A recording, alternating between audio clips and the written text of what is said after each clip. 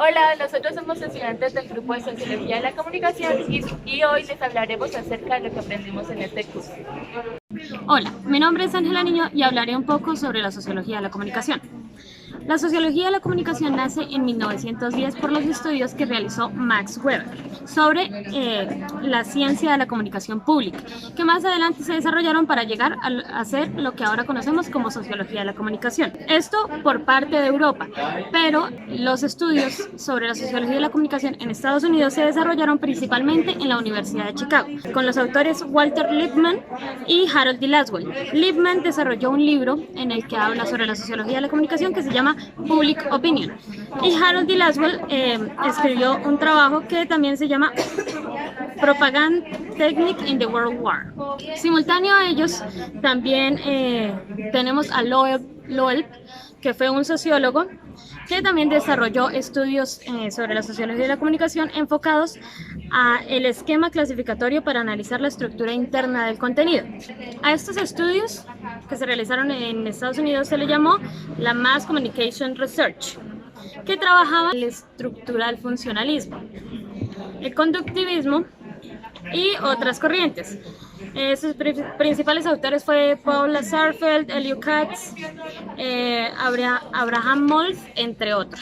La sociología de la comunicación en los últimos 25 años se ha enfocado a trabajar la corriente tecnológica audiovisual.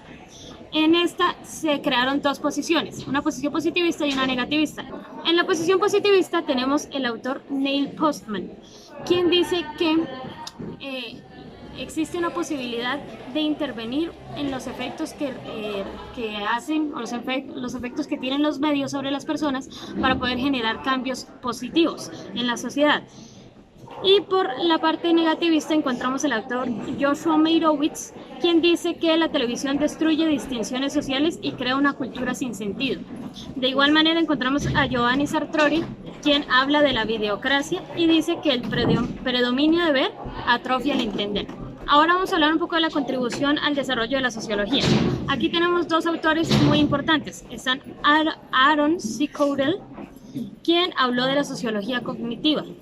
Él defendió la sociolingüística frente al uso de las matemáticas en las ciencias sociales.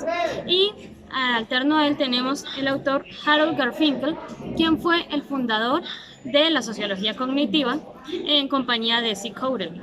Alterno a estos dos autores encontramos a Erving Goffman, quien fue el máximo representante de la microsociología. El estudio académico actual, la sociología de la comunicación actualmente, se puede decir que está indefinida gracias a la herencia de múltiples disciplinas que ésta trae, como la comunicación, la historia y las demás ciencias sociales. La profesionalización de la disciplina.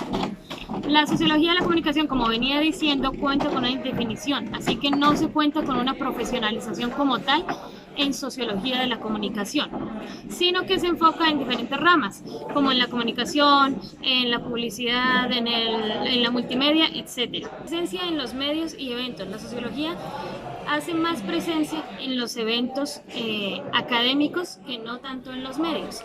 Uno de los eventos académicos más importantes de la sociología de la comunicación es la Federación Española de Sociología, de la cual hacen parte 24 investigadores de diferentes disciplinas de las ciencias sociales.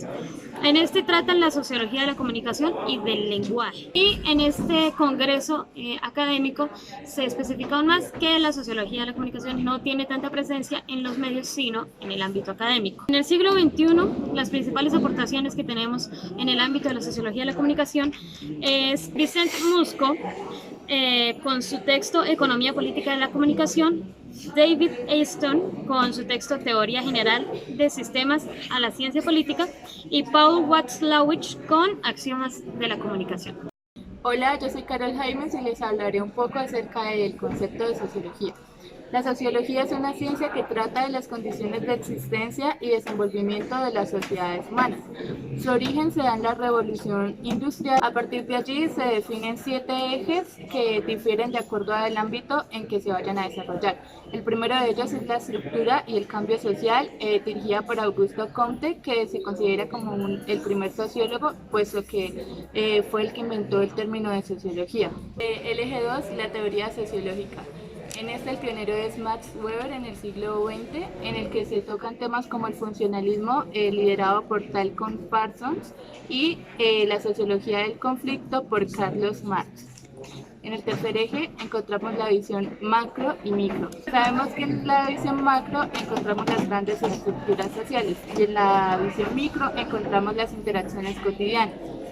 Aquí surge el interaccionismo simbólico, tocando temas como sociedad, interacciones cotidianas y teorías de la elección racional.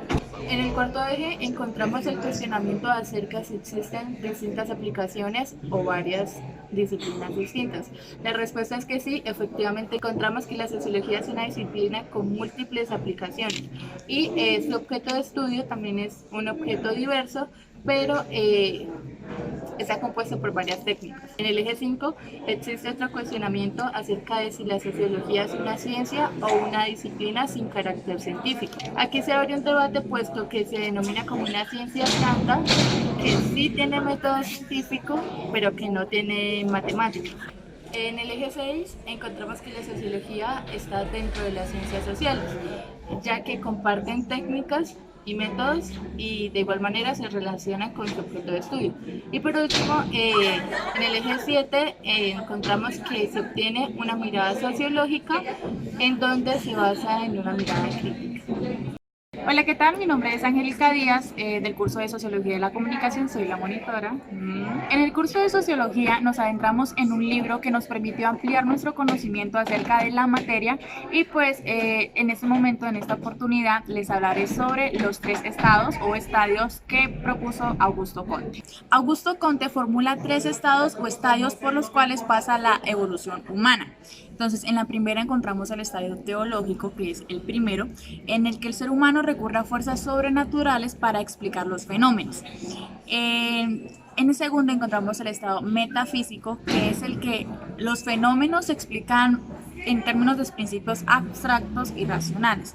Y por último, que es el estado positivo o científico, es donde la ciencia tiene el papel crucial en el cosmos y todo se explica a partir de ella. Buen día, mi nombre es Andrés Barros y hoy voy a hablar acerca de los estudios sobre la opinión pública. La opinión pública nace con la democracia, la cual es un régimen de opinión que surge a partir del siglo XVIII. La opinión pública es conflictiva y problemática, y en ella los individuos son libres e iguales. Algunas características de la opinión pública son: crea controversia de temas importantes y polémicos. Es un proceso de negociación y de intercambio dialéctico, complejo y permanente. Depende de la voluntad de los ciudadanos. Está condicionada por la existencia de unos medios de comunicación sociales libres y populares. Es diversa y plural. Algunas teorías sobre la opinión pública son: la opinión pública de Littman. En esta, el público no está preparado para poderse formar una opinión propia y razonada sobre los asuntos públicos. Adicionalmente, se aleja de las teorías que ven a la ciudadanía como seres capaces de razonar y argumentar entre iguales. La segunda es la teoría de la agenda set. En esta aparecen los más media, los cuales seleccionan los temas y estos son jerarquizados. También determinan los temas que están en el centro de los debates y las controversias colectivas, lo cual también fundamenta en las teorías de Walter Lippmann. La tercera es la espiral del silencio de Noel Newman. En esta, la percepción que un individuo tiene de la distribución de la opinión pública respecto de una cuestión influye en la voluntad o disponibilidad de expresar públicamente su opinión. La cuarta es la opinión pública en la obra de Jürgen Habermas. Habermas es uno de los intelectuales más influyentes de la segunda mitad del siglo XX.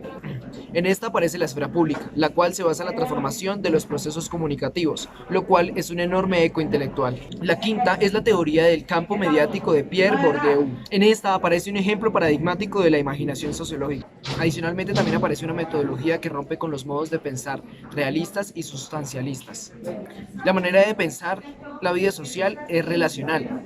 Si todo lo real es relacional, es necesario pensar relacionalmente. Esto ha sido todo por esta ocasión. Nos vemos en una próxima oportunidad.